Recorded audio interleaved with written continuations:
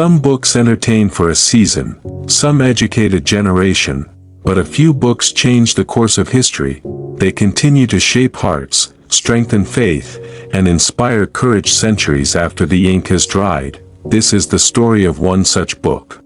Imagine being locked inside a cold prison cell, no freedom, no income, no certainty that he would ever see family again.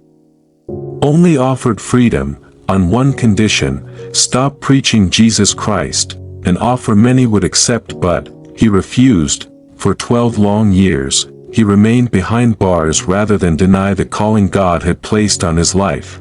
Inside that prison, with nothing but his Bible and unwavering faith, he began writing a story that would outlive kings, empires, and generations.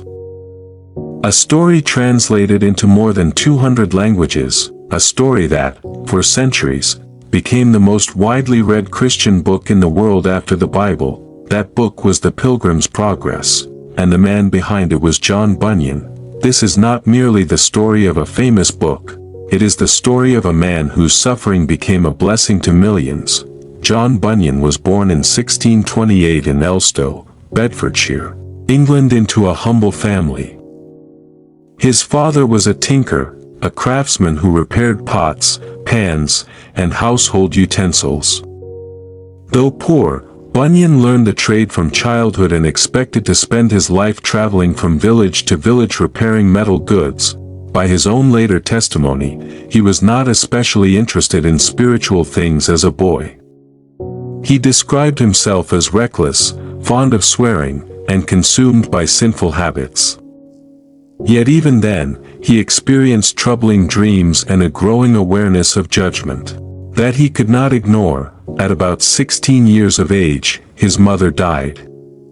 Soon afterward, his younger sister also died.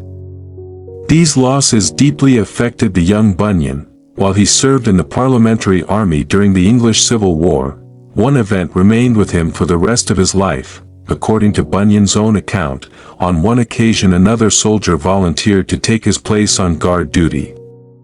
During that assignment, the substitute soldier was struck by a musket shot and killed.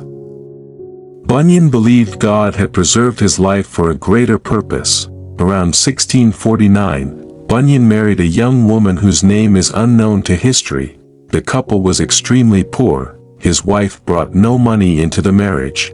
Her only possessions were 2 Christian books, The Plain Man's Pathway to Heaven, The Practice of Piety. Those books became the beginning of Bunyan's spiritual awakening. He started attending church regularly, reading the Bible seriously, and wrestling with profound questions about salvation, grace, sin, and assurance. Bunyan became a gifted lay preacher. People traveled long distances to hear him explain scripture in simple, vivid language.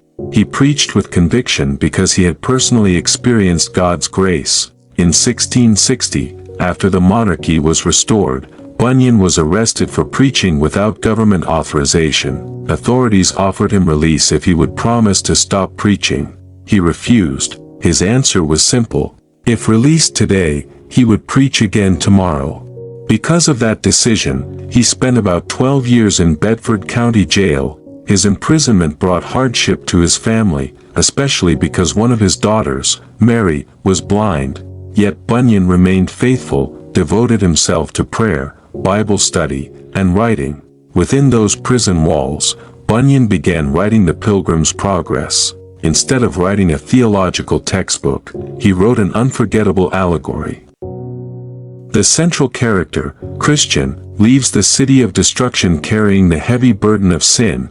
His journey takes him through places such as the Slough of Despond, Vanity Fair, Doubting Castle, the Delectable Mountains, the Celestial City.